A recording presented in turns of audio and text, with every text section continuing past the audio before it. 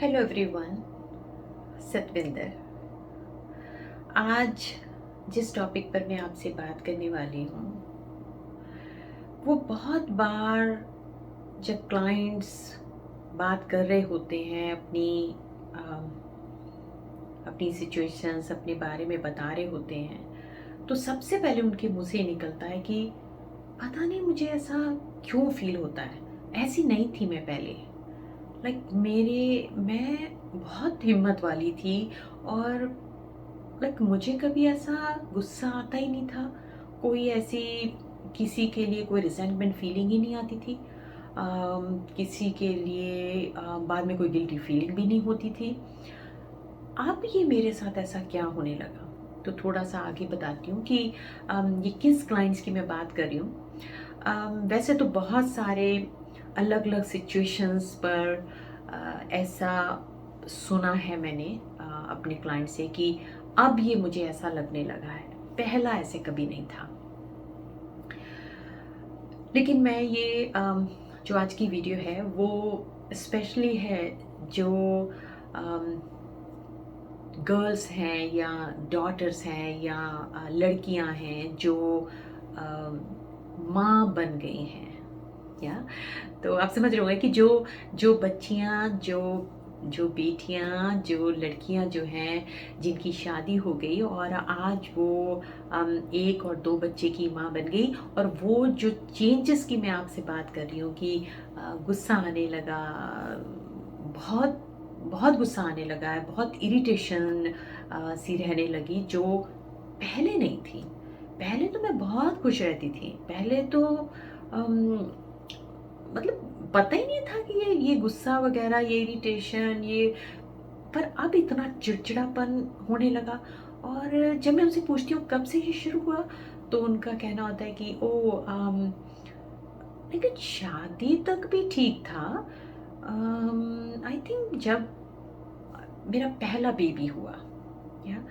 तब से मेरे अंदर बहुत बड़े चेंजेस आने लगे, लेकिन कभी ध्यान नहीं दिया इस तरफ। पर अभी दूसरा बच्चा भी हो गया है, देख रही हूँ कि कंप्लीट चेंज ही आ गया है। जो मैं थी वो नहीं हूँ अब। क्या हो गया मुझे नहीं पता चल रहा, आई डोंट नो क्यों और क्या हुआ है जिसकी वजह से इतना क्यों मैं गुस्सा करने लगी हूँ इतना, और क्यों मुझे हर छोटी छोटी बात जो है वो उस पर गुस्सा आने लगा है। और मैं देखती भी नहीं हूँ कि मैं किसको क्या बोल रही हूँ, लेकिन इतना जरूर होने लगा है कि गिल्ट फीलिंग होती है बाद में, बोलने के बाद समझ में आता है कि अरे मैंने क्यों बोल दिया, क्या बोल दिया। और तब वो जो है काउंसलिंग की तरफ आते हैं, और तब जाके वो जब वो फिज़िकली अपनी उन्हें फिज़िकली काफ़ी चीज़ें पता चलती हैं, या ऐसी ही कुछ भी बातों को लेके जब वो डॉक्टर के पास जाते हैं और डॉक्टर उनको बोलते हैं कि अब आपको किसी काउंसलर से मिलने की ज़रूरत है, क्योंकि डॉक्टर्स का फिजिकली काम हो गया और डॉक्टर ही आपको अच्छे से बता सकता है कि ये जो बीमारी है या ये जो कुछ आप महसूस कर रहे हैं वो अभी फिजिकली नहीं है। ये जो है बीमारी या ये जो फीलिंग हो रही है, या जो अम, घर में जो हर दिन सिचुएशंस आ रही हैं उन पर उन्हें डील नहीं कर पा रहे हैं, इश्यूज ऐसे हो रहे हैं, उसके लिए अभी काउंसलिंग की ज़रूरत है। तो यहाँ पर जो आई डोंट नो कि सेंटेंस से जो बात शुरू करती हैं ये लड़कियां जो आज माँ बन गई हैं, उनका पहला ये होता है कि पता नहीं ये चेंजेस कहाँ से आ गया। अब ये पता नहीं को कैसे मैं एज ए काउंसलर उसको ब्रेक करवाती हूँ और वो सारी जर्नी उनके सामने याद दिलाती हूँ कि शादी से पहले की लाइफ और इस ये माँ बनने से पहले की लाइफ कैसी थी, जरा बताएं मुझे। और जब वो बताते बताते अभी जो ये चेंजेस है कब आने लगे, देखिए हम मैं जो फिज़िकल मेडिकल डॉक्टर तो नहीं हूँ, तो फिज़ियोलॉजिकली जो चेंजेस आते हैं, हार्मोनल चेंजेस जो आते हैं, उसके बारे में डॉक्टर्स काफ़ी कुछ बताते हैं। लेकिन जो ये इमोशनल और साइकोलॉजिकल चेंजेस आते हैं, उसके बारे में बहुत बार डॉक्टर्स बताते भी हैं, लेकिन नहीं भी बताते उन चीज़ों के बारे में। तब बहुत सारी चीज़ें हमारी वो अम, नहीं पता होती कि ऐसा भी कुछ चेंजेस आएँगे। तो जैसे ही एक लड़की जो है वो माँ बनती है, और माँ बनते ही जब वो अ, बच्चे से दूर होती है, और दूरी का मतलब है कि क्योंकि अभी तक वो बच्चे को अपने अंदर संभाल कर बैठी थी, लेकिन जैसे ही वो बच्चा बाहर आ गया, अब वो उसे देख रही है, उसे उसे प्यार करना चाह रही है, और प्यार करती है, उसकी टेक कर करती है, लेकिन वो भूल जाती है कि मुझे भी उतनी ही केयर की ज़रूरत है जितनी कि इस बच्चे को।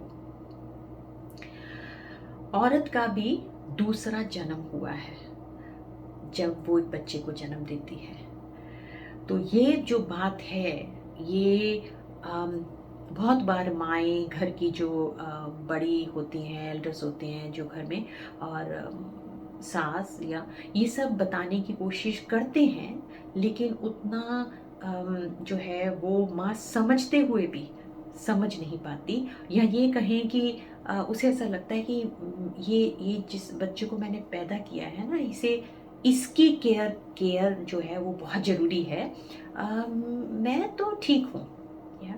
लेकिन जो फिज़ियोलॉजिकली केयर की ज़रूरत है, उसे लगता है कि वो तो मैं खाना खा लेती हूँ, या लेकिन वो नींद पूरी ना हो पाना, और खाना भी प्रॉपर ना खा पाना, क्योंकि पूरा 100% जो ध्यान है, वो तो बच्चे की तरफ है। नींद पूरी नहीं हो पा रही, खाने का पूरा ध्यान नहीं हो पा रहा, बाकी वो जो एक्टिविटीज़, जो लाइफ़ थी उसकी माँ बनने से पहले, जिसमें शायद बहुत सारी अपनी फ्रेंड्स के साथ में घूमना, या मस्त होके टीवी देखना, या कुछ और बहुत सारी चीज़ें, एक्सरसाइज करना, जिम पर जाना, बहुत ऐसी चीज़ें, आराम से बैठ के बुक पढ़ना, बहुत सी ऐसी जो काम थे वो, या बहुत सारी ऐसी एक्टिविटी जो थी वो एंजॉय करती थी, लेकिन अब वो नहीं कर पा रही है। आज वो अपने बच्चे की केयर और बच्चे के साथ में खेलकर उस ताकत को बनाती है, और वो इट्स नॉट कि वो गलत है, वो बहुत बड़ी ताकत है। हम सब कहते हैं कि बच्चे की जब माँ केयर करती है, बच्चे से वो ताकत लेती भी है, उसको एनर्जी मिलती है जब अपने बच्चे की केयर करती है। वो सब कुछ बिल्कुल ठीक है, लेकिन उसके साथ साथ जो उसकी साइकोलॉजिकली, इमोशनल जो उसकी ताकत और फिज़िकल ताकत जो वो सब कुछ दे रही है, जे आपने सुना कि इमोशनल ताकत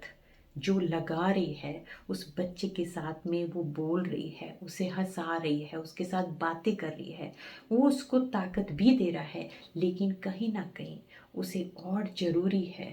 अपनी केयर करने की। जब वो सारा ध्यान इधर देती है और अपने ऊपर ध्यान नहीं देती,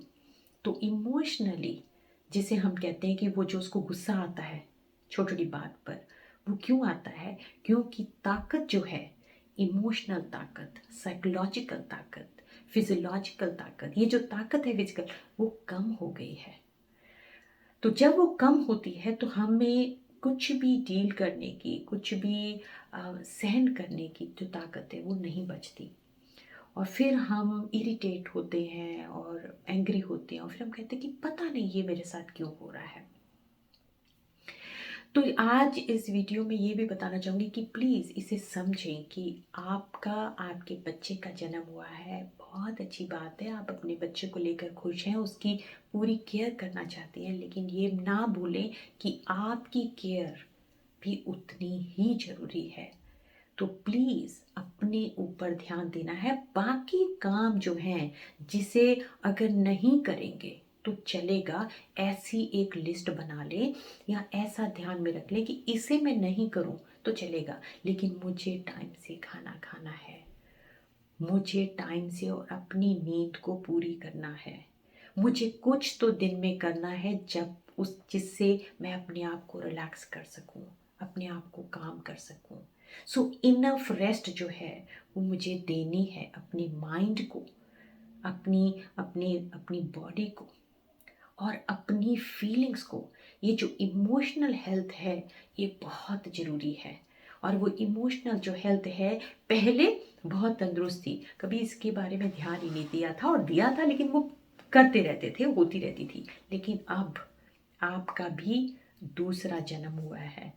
तो मेरी ये वीडियो उन सब लड़कियों के लिए है जो आज माएँ बन गई हैं और अपना ध्यान नहीं रख पा रही हैं, जिन्हें ये तो महसूस होने लगा और कि एक्नॉलेज भी होने लगा कि गुस्सा आ रहा है, छोटी बात पे इरिटेशन हो रही है, पहले ऐसा नहीं था। तो उन सब के लिए है, प्लीज़ इसे समझें और अपने आप में थोड़ा सा ध्यान इस बात पे दें कि मैं अपनी केयर कैसे करूं।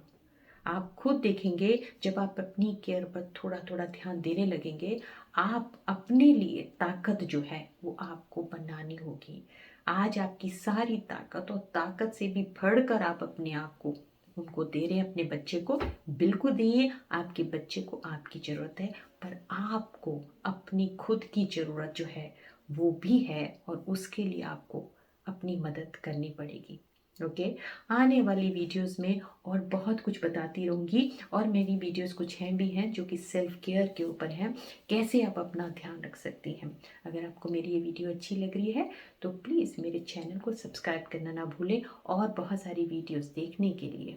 आज के लिए बस इतना ही। Take care, good day, bye bye.